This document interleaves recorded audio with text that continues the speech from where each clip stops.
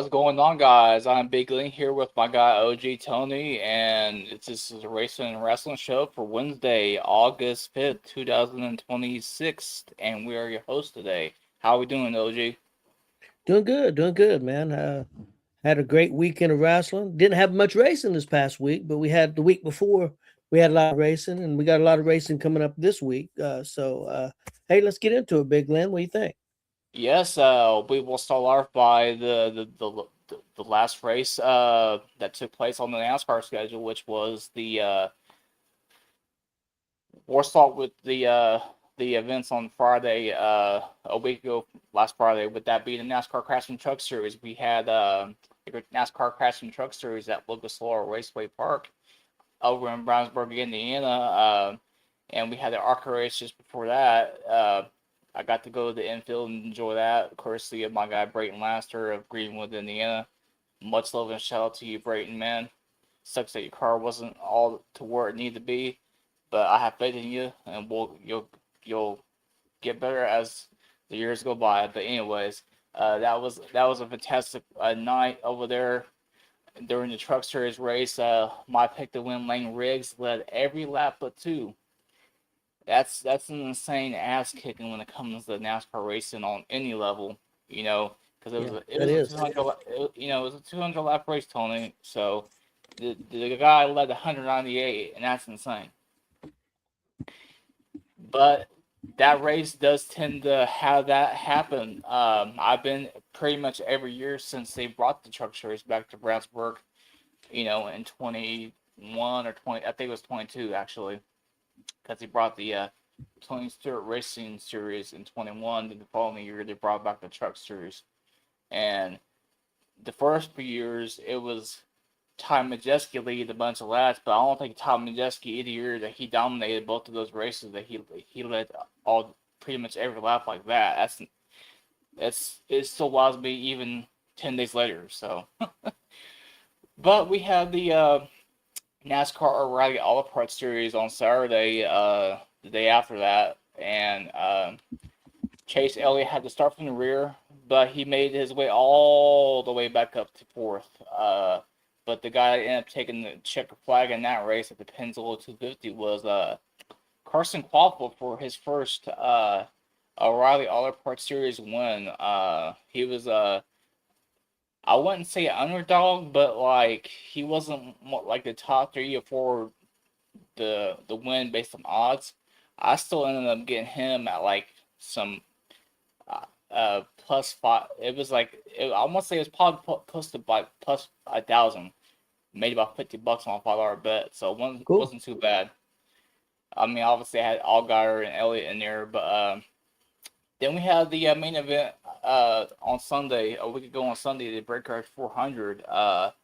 My pick to win was leading late, but on the last restart, Denny Hamlin got shoved out of the way by a hard charging Corey Heim, and that was one hell of a move to him and my other guy, Christopher Bell, pull off to get up to the front like that, because if they didn't pull it off, then he was probably going to lead the rest of the way, which would won me a shit ton of money, but it is what it is, and everything.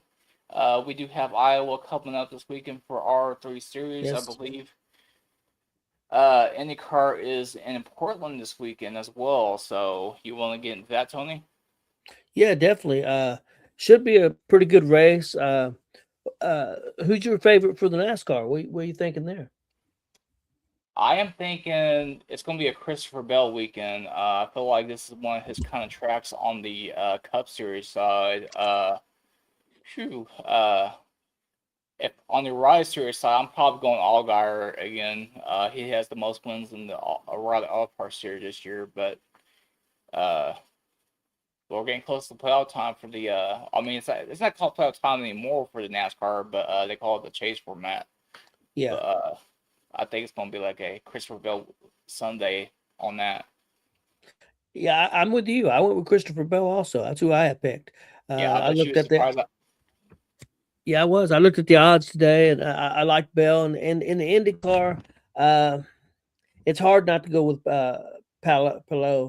Yeah. He's just doing well. But I do like Christian Lundgaard too, so I'm gonna go with them two. One of those two to win the IndyCar to win Portland. Yeah, Portland is a road course as well, and stuff. So you can never go wrong with a Palou on the road course. And I mean, granted, Palou's up a lot of points. I mean, things can change. You know, he could have 3 straight weeks of mechanical failure, then not finish the season or anything like that. Yeah, But yeah, Palou's gonna be a champion at the end of the season, so I don't see any yeah. reason why that wouldn't be. Obviously. But yeah, speaking of Bill, man, like I was just thinking about during the off week here, man.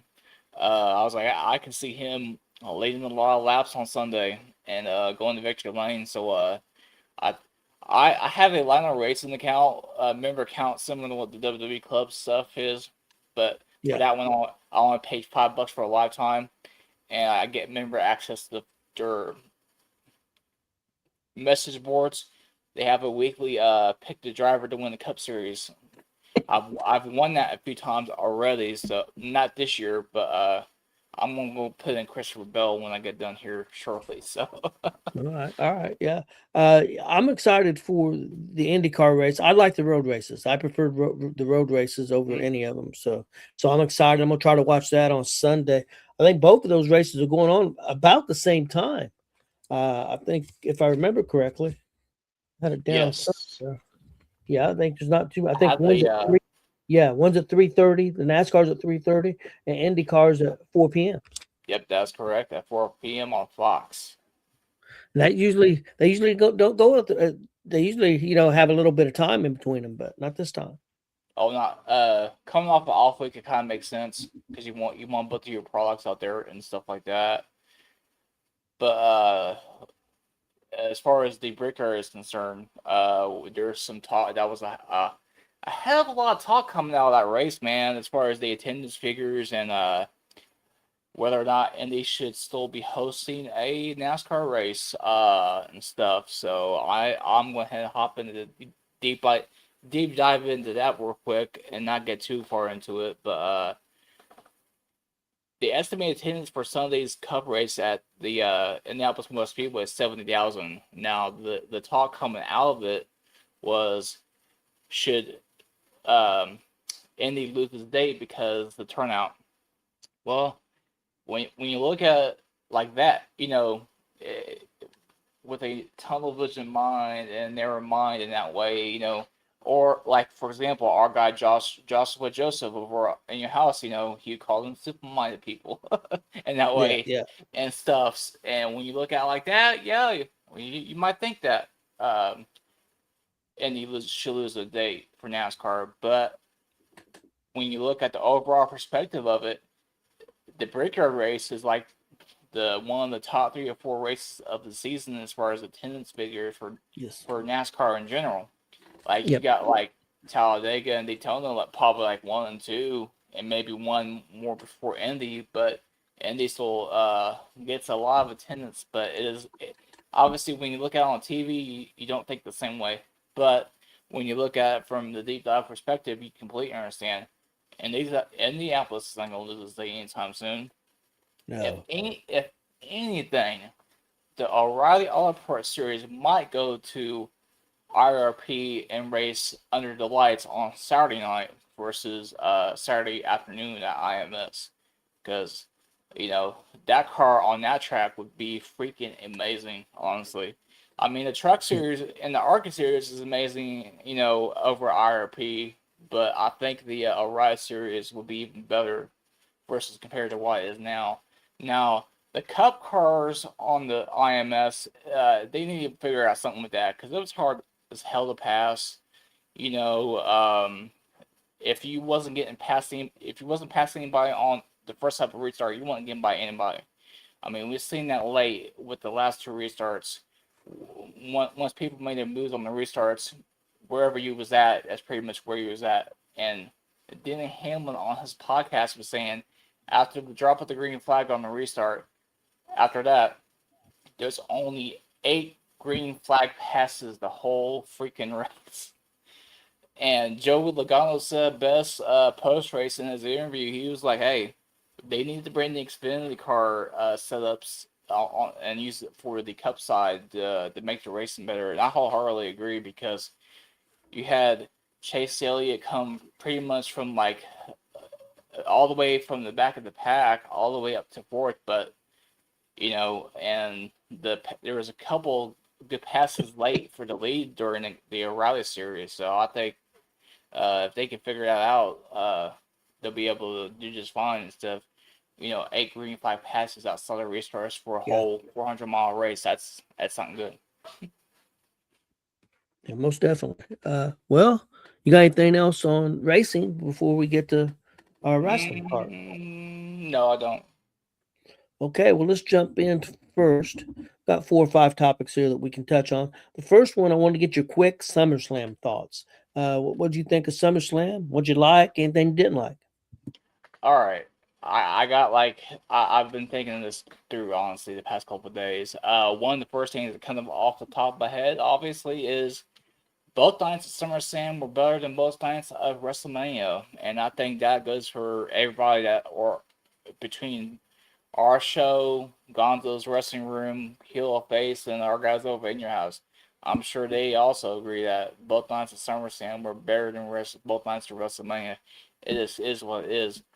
Um, and this was actually a first, probably the first show ever. It might be the only one unless we get something that can top it. That both main events and both championship matches on both nights, as far as the men's, uh, both got perfect 10s. So Okay. now I do know our quick thoughts are different compared to which night was better than the other. Now I will say with the disclaimer, I am one of the minorities in our group with saying that night one was better than night two, only because of Obafemi, taking down Brock Lesnar and shit. Because that match was amazing. I know you wanted some blood.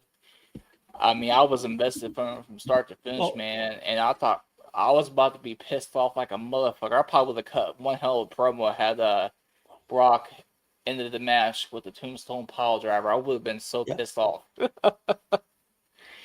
But Oba kicked out and did his thing and put the beast to rest. Yeah, I seen some people bitching about him kicking out of that, and them are the same people who are okay with a guy taking a Canadian destroyer on the stairs, getting a guy thrown in, and taking another Canadian destroyer and kicking out. So I don't want to hear it. I mean, Or doing coffin drops off the top rope through glass. yeah, I don't want to hear it. I mean, yes, Yeah. I mean, is it a little egregious? Sure. I'm not going to defend it, but I know WWE does it less than some other companies, and I'm not putting any companies down. I just because I'm not bitching about it.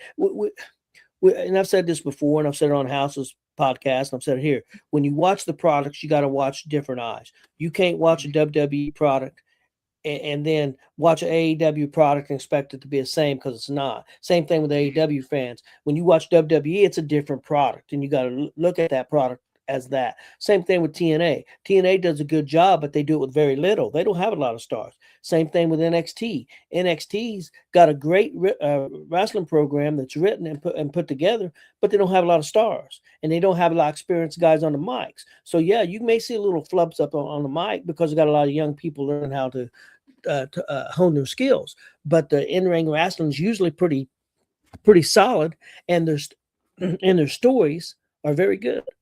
Absolutely. And granted, the AEW the numbers have been down obviously a little bit because MGF is not on the show, and Yeah, I think you guys talked about or we had talked about on Heel Face or dropped it, over on In Your House when you was on with them for the Wednesday reviews or whatever and stuff. yeah.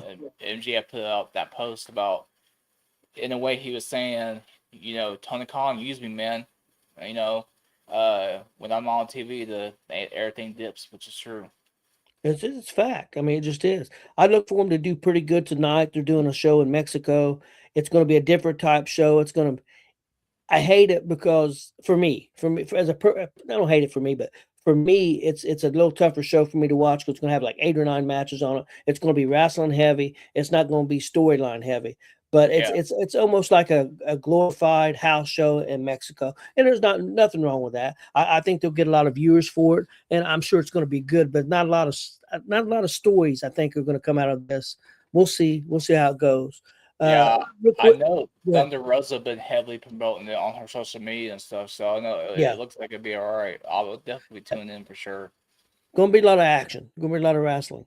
Real quick on my SummerSlam, man, I thought it was great. And like you said, even Josh thought night one was better than night two. He give both great grades. He gave a 9.8 for night one and a Yeah, 9.7 for night two.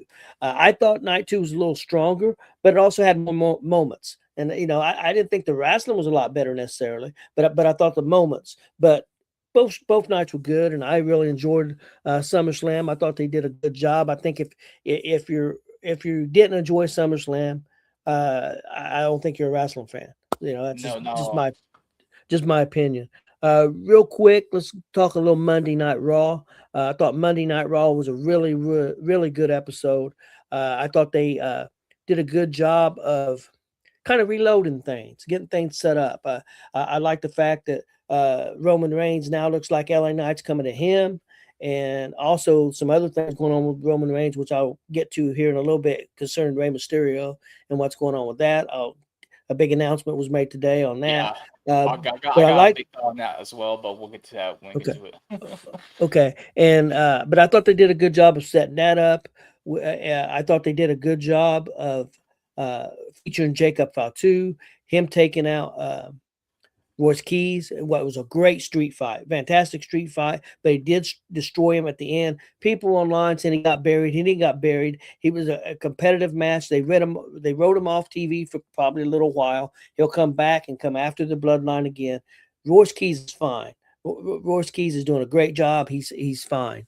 Guys, there's always going to be a winner. There's always going to be a loser. Yep, You gotta, and just because you lose, don't mean that you're buried. I wish people would get their heads out of their ass. But absolutely. And that was mainly built to increase Fatu's character going forward. You know, through the fall and just the winter. So I got a theory, and I want to see what you think of it real quick. Not no guarantee that's going to happen, but the fact that they're keeping Roman walking that line of heel and face, he wants to win by himself. He's trying to prove himself. The fact that at SummerSlam, that it looks like that him and Seth buried the hatchet. Looks like they're on the same page now. Not saying they're friends, but there's mutual respect. I think the storyline could be going eventually that Roman's going to find himself on an island by himself and the bloodline turning on him. And it's going to be Seth Rollins by Roman's side when it's all said and done. Survivor Series War Games, it makes perfect sense, Tony. It could be War Games. It could be later. I don't know when, but I do think that's where they're going. I we'll see. That's what I kind of think that might be happening. I thought they did a great job with Oba Femi. Oba coming out, dude just kills it on the mic, and he wasn't on the mic a lot in NXT. He was some, but he's really killing it on the mic. I loved what he said. The fact that he's the new ruler, he's the new guy, he's the number one guy, and he's here to help lead a bunch of young new stars, and he don't care about the old guard. I love that. I thought that was very interesting. And then the face off with him and Braun Breaker when he was leaving the ring and Braun was coming to the ring for a match, I thought that was huge. I just concerned for Braun a little bit because I can't see Oba losing too much. Now it could be a Yeah, situation where it's 3 or 4 on 1 and he could lose some, but I just want him to keep Braun strong because I think Braun deserves it. But I'm interested in that. Uh, I thought the show was really good. The fact that Becky and Stephanie Vaquer come out and now they're after Liv Morgan and maybe looking at each other too. I think that helps the women's scene on Raw 100%. So I thought Raw did a great job. What do you think of Raw? oh, Raw, fantastic. I love, obviously, you know how excited I was when Stephanie came out. I obviously because I did my best Booker T impression on our group chat, you know. So Yeah, yeah, yeah. I can't get deep like Booker T's voice yet, but you get the point. Yeah, That was amazing, man. It's going to help elevate that women's division because that women's division's on Raw's. I don't want to say too stacked, but like compared to SmackDown, I feel like if you move a few pieces here and there to SmackDown, you might be able to get things level. But man, they killing over on Raw.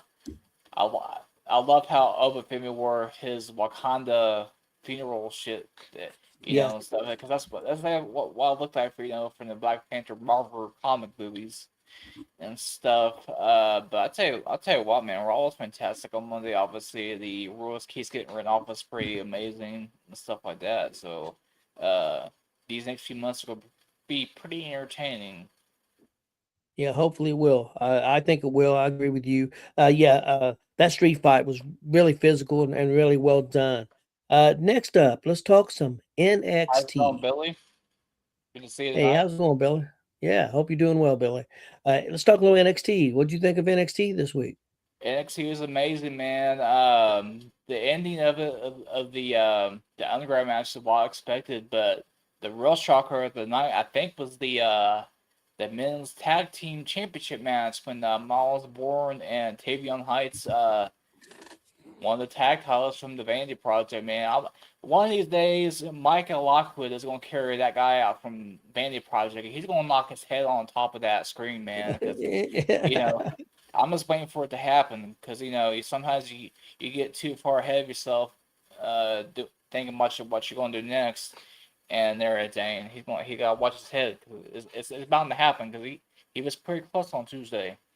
Yeah, yeah, it was a very good show. I really thought NXT knocked it out of the park this week. Even I talked to our good friend Marcus Fine, and he watched the show Hmm. and he loved it. He gave it a 9 out of 10, and he gave that tag team match and the ladies match both tens. He loved them, and Yeah, the women's opening match with Nikita Lyons and Carmen Petrovic versus Jay Parker and Thea Hale.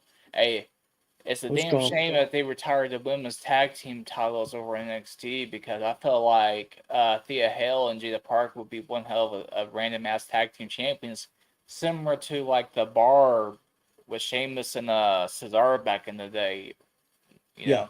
Well, honestly, I thought both of those tag teams looked pretty good. I Oh, thought it was a good absolutely. match. I loved it. And the men's tag teams, I thought that was a great match. I think both of those teams could be strong teams. I don't think that's where they're going with Tavian Heights. I think they're going to lose the belts, and I think Tavian's going to turn on us on Miles. Is what I think is going to happen, or at least that's what they're teasing. They don't always follow through with what they're teasing, so we'll have to keep an eye on that and see Absolutely, what man. happens.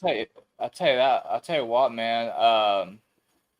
That crowd was fired up from start to finish, man. I mean, they usually are anyway every week, but they just seemed like they was on it last night a little bit more than usual. I think it was because uh, obviously the main event between Lola Vice and Killer Gray, man. It's I outstanding. did, yeah, that was insane, and I did see a video that I shared with in our group chat last night. Uh, she looks like Killer Gray's eardrum got busted open or knocked out or whatever because that was ugly. Yeah, she hit that stairs coming off the ring, and I thought it was just a spot, but I don't think it was a spot. I think Yeah, she really they taped up her head and she continued to match. I thought the feel of the match being different, not in a normal ring, with the ropes being down and they can go anywhere and you can only win by tap out. And Lola Vice had never been beat in the underground match. She was 3-0. Uh, it was a fantastic match. I thought it was well put together. And yeah, I think Kendall Gray's the real deal. I think she's going to be huge. I think Lola's fantastic. I think she's heading for the main roster soon. yeah, Uh, that and was I think so, confirmed last night, but yeah, I'll let you yeah, finish, Tony. yeah, that's all I'll say. I think she's heading for the main roster, and I think she'll do well there. Oh, absolutely, and I'll look forward to her going to SmackDown. Uh, but the video I was referring to, Tony, yeah, there was a video of her, from, I think it was either from her or the NXT Instagram account, Billy, about it was like a close up of her sitting in the back in like the medical area, and you can tell that their eardrum is like gone because the whole inside of your ear is like red, and your ear shouldn't be like red like that. Well, she was bleeding from the ear. She hit the corner of the stairs, and she was bleeding from the ear. They went to commercial break, and they was looking at her, and they come back, and she had her head completely taped, where you couldn't see her ear anymore. I thought it might have been a spot, but they've showed Yeah. pictures. I don't think it was a spot. I think something uh, something went wrong. So, but she continued the match, and it was fantastic. You can probably find that match on YouTube. Well, I know you can Oh, find it on YouTube. It's oh, incredible. absolutely. Yeah. Which the eardrum thing will also make sense not only just from the fact of the video that I had seen, but just the fact that some of the spots where she was trying to regain herself, she was kind of like Yeah, doing this shit, because your equilibrium's jacked up and stuff like that. Yeah, she's a bad man jam with Billy and yeah. stuff, and everybody knows it. She was a collegiate wrestler, a high school wrestler.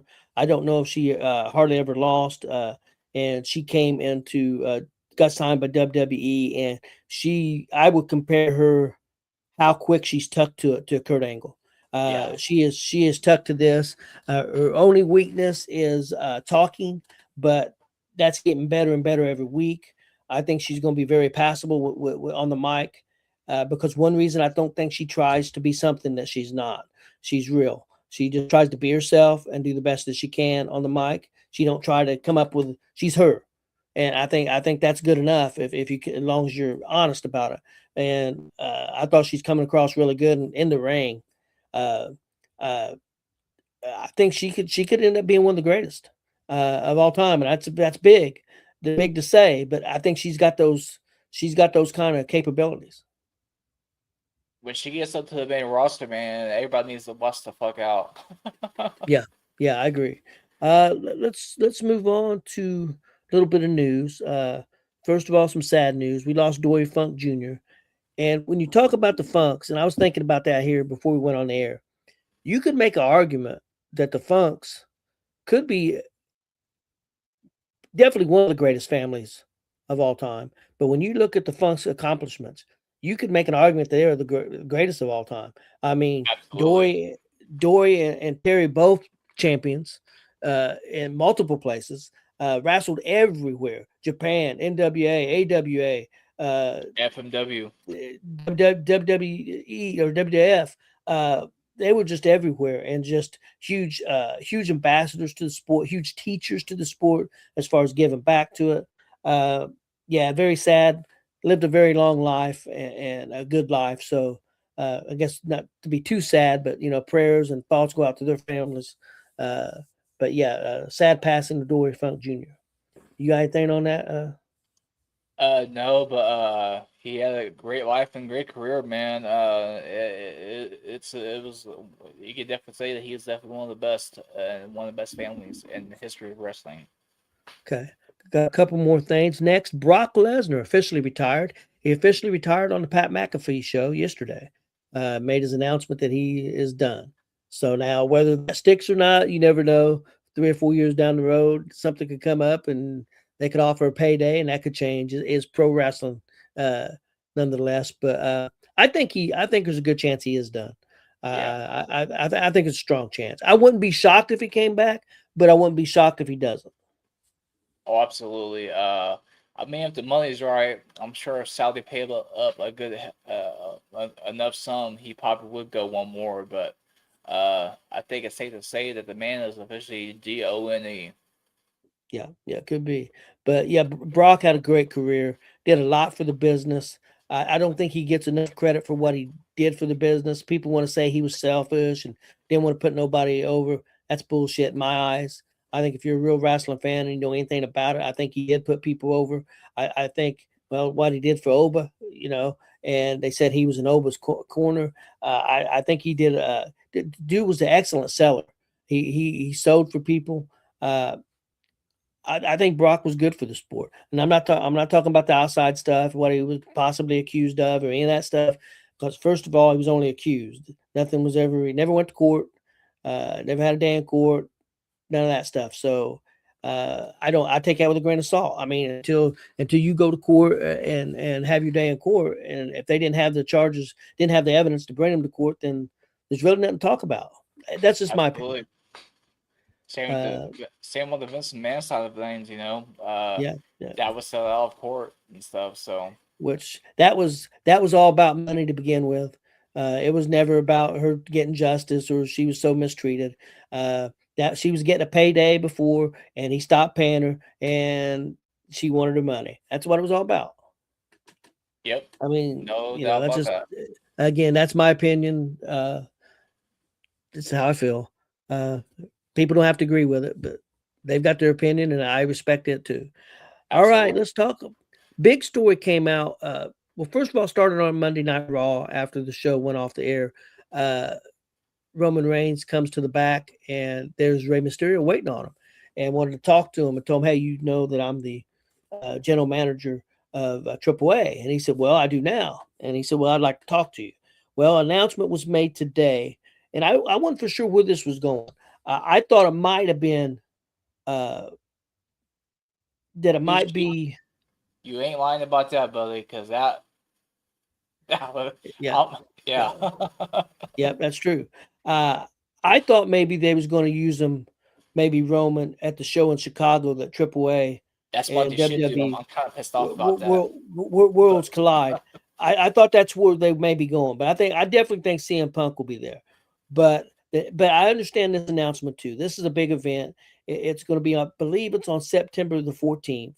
They're going to be live from Mexico City.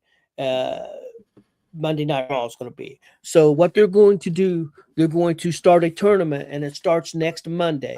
It's going to feature 16 luchador wrestlers from AAA, luchador wrestlers that may be on WWE on Raw or SmackDown. It's going to be feature those 16 wrestlers in a single elimination tournament. I assume they didn't make it did say a 16-man tournament, but they didn't say if it was going to be like fatal four ways or individual matches. So I'm not sure on that, but it will feature 16 people and will come down to a champion and a winner of that tournament, and that winner will take on Roman Reigns at that show in Mexico City on Monday Night Raw for the WWE Heavyweight Championship. So I think that's pretty cool.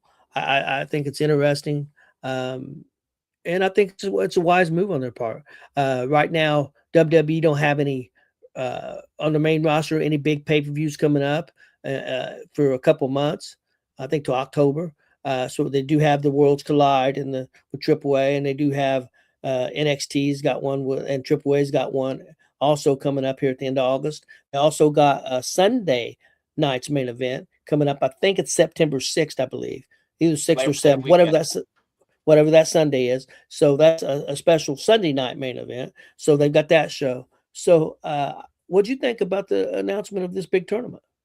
I liked the idea when it was live at the end of Raw, but find out that the match itself was going for the Romans Championship would take place at the Mexico City Raw on September 14th. I was a little bit, yeah, pretty upset about it because I wanted to see that match in In Chicago Chicago.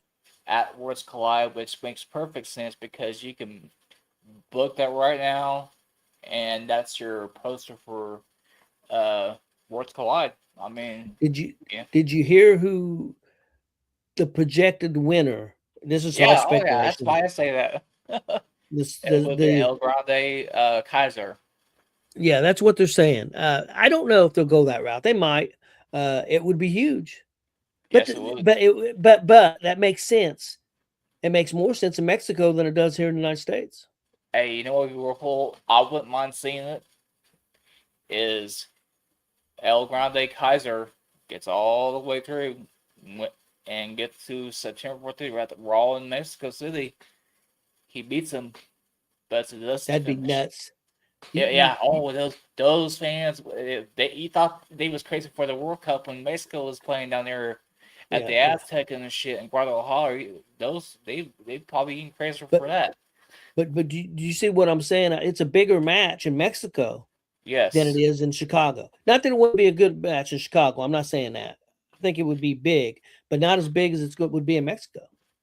Absolutely. Hey, I wouldn't mind seeing, like I said, I wouldn't mind seeing El Grande Americano Kaiser pick up a win, but it'd be like a dusty finish to where the rematch has to take place in Chicago at Worlds Collide where Roman gets the belt back. I would love to see that because Well, that would the get people world's talking for a couple weeks. when is You know, world? Isn't Worlds Collide before that show? no, it is after Raw's September 14th. The Worlds Okay, Collide is on like this a week and a half after that September. on Saturday. Yeah, Now they could pull something like that. They yes. could, Glenn. A dusty finish, baby. You know. They could. They could have him win that and be huge news, man. And then have him defend that title on the Chicago show. Yep. Hey, I didn't think about that. Didn't think not. That's good. That's a good thought. Yeah.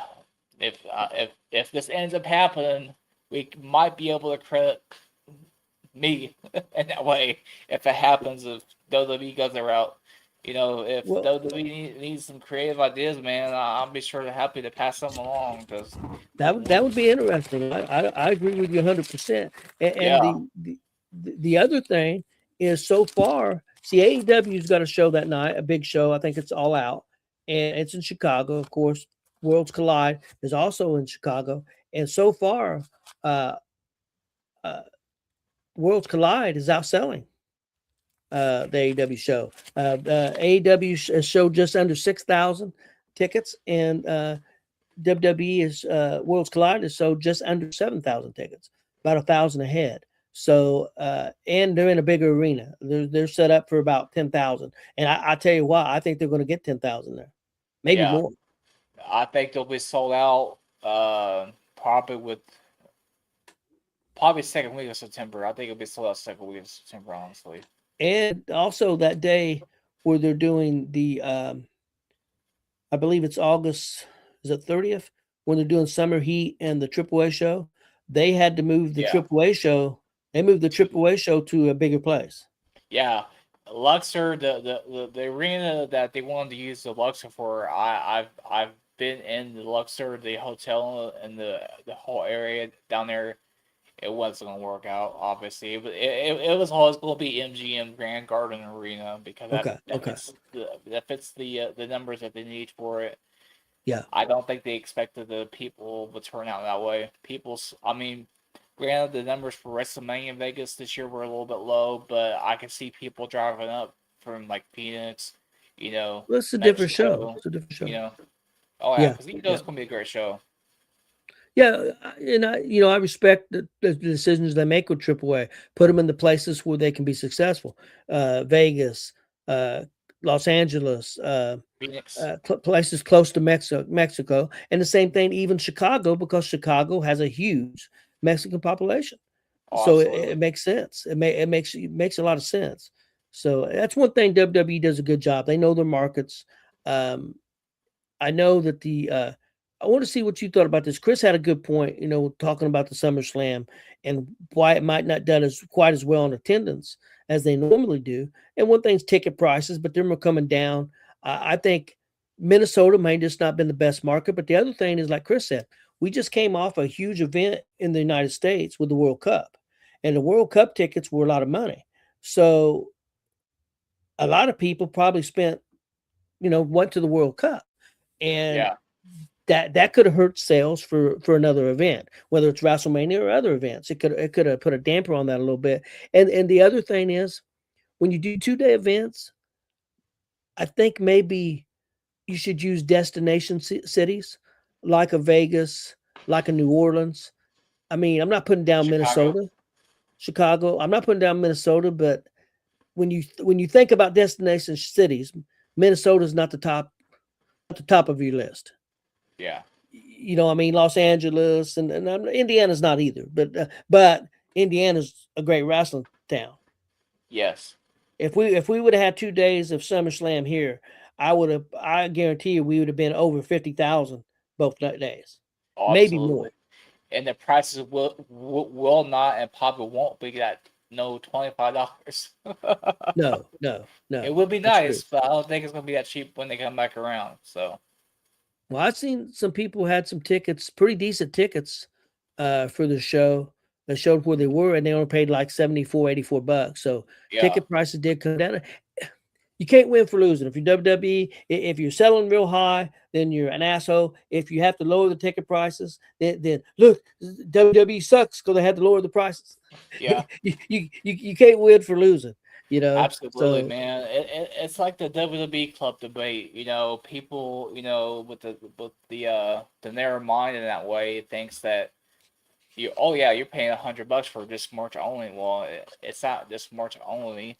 You're getting perks. If you go to a lot of live events, it's going to benefit you in those kinds of ways because you're going to get to do meet and greets at their little lounge areas, for free compared to paying 50, 60, yeah, 70, 80, $90, at a superstore show. And not only that, if you pay the money to see some of these guys to go get photos and autographs, man, with the WWE Club subscription, you're going to be able to skip that line. yeah, So I've yeah, been keeping tabs on that through social media to see people's experiences and stuff, which is when I pay that $100 a year like that, I'll figure to keep on it, and it looks like it's going to be worth the money for me personally. But you won't yeah. I have mean, people that don't think, oh, well, I'll be honest with you. I don't do that stuff, so it wouldn't be something I'm yes. interested in. But there's nothing wrong with people that are interested in and wants to pay it. Oh, absolutely, It's man.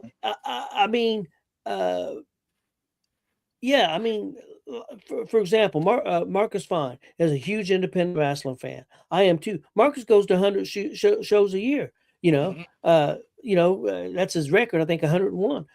Some people gonna say, well, why would you go to that many shows? It's something he loves, something he enjoys. You like uh, being part of the WWE experience, and whether it's getting gift boxes or different things or whatever Yep. comes with those packages. That's something you enjoy, something you like. You decide. It's if you paid $100 or $10 or $1,000. Yep. If you're satisfied with it, who gives a shit what anybody else thinks? Absolutely. Some of the You comments I be know. seeing on like Twitter and stuff is just comical because it's like, man, people worry about what other people's pockets are too much sometimes. Yeah, I mean, I've thought about, hey, Ric Flair's here at this convention. It's $100. Do I really want to go pay $100 to get his autograph? And I'll be Mhm. honest with you. Normally, my answer comes in my head, no. I don't. I'd rather spend $100 on other things. But other people, I know a guy. I won't say his name. He wouldn't care, but he goes to a lot of conventions. He goes a lot to the horror conventions, a lot of wrestling conventions, and he spends a lot of money. I mean, I'm Yeah. talking a good amount of money. He'll come back with several autographs, maybe sometimes over 10 or 11, 12 autographs. He's spending a lot of money, but Hell, he enjoys it. He absolutely. enjoys it, and that's the only thing he does. I mean, he'll go to some wrestling shows when they come to town, but other than that, he don't go to concerts. He don't have a big social life. This is what he likes to do, and he gets enjoyment of it. So people give him shit about spending money. Shut the hell up. Exactly. He Shut works the for hell, his shut money. the hell up, people. He works for his money. It's his money. Absolutely. Because you And don't have those interests, don't mean that because he has them interests he's wrong. It's just have absolutely. different interests. Hmm.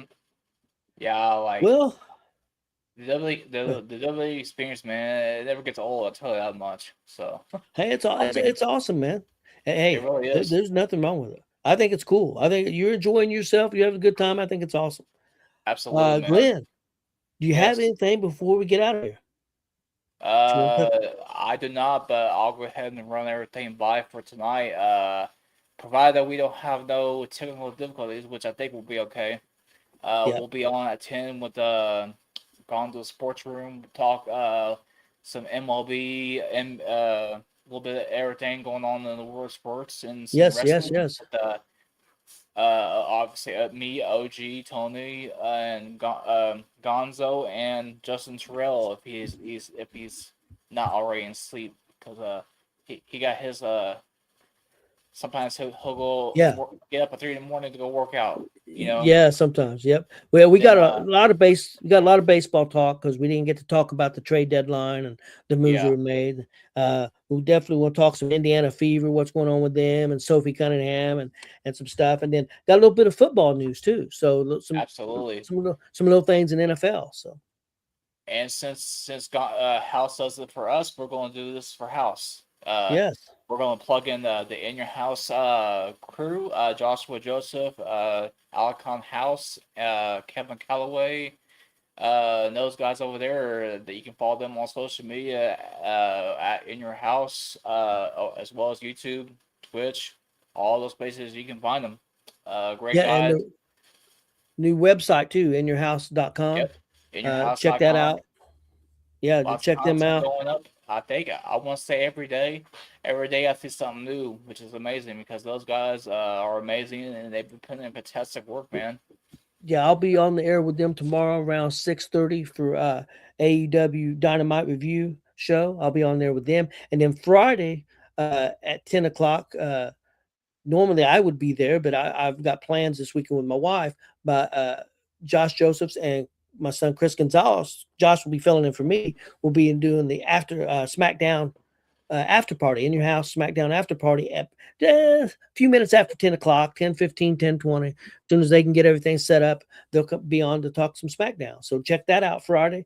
And then don't forget on Sundays, they've always got that in your house House Sunday party. party, house parties. Check that out on Sundays, usually 1:30. So check them out. They do, hey man, they're fantastic. Great friends of ours, and we've been doing a lot of stuff with them, and we greatly appreciate them. And Absolutely. yeah, just definitely check them out. They're great guys. That collaboration that we did with Joshua on Saturday for the SummerSlam watch party was freaking amazing. Oh, If we you had a all can go blast. back and watch that, man, three Had a hours blast. of I wouldn't say constant comedy, but there are some moments right now where you're gonna be laughing your ass Well, off. So, well, with WWE, they have some downtime in between matches, and I thought we filled that downtime oh fuck yeah, fantastically. absolutely. And We I'll had be some having fun. some watch alongs for the people myself coming up before the Yep, season yep, wraps up. But yep, OG Tony, it's time for us to get the fuck out of here. So let's do yep. that. Yeah, let's get out of here. Everybody have a great night.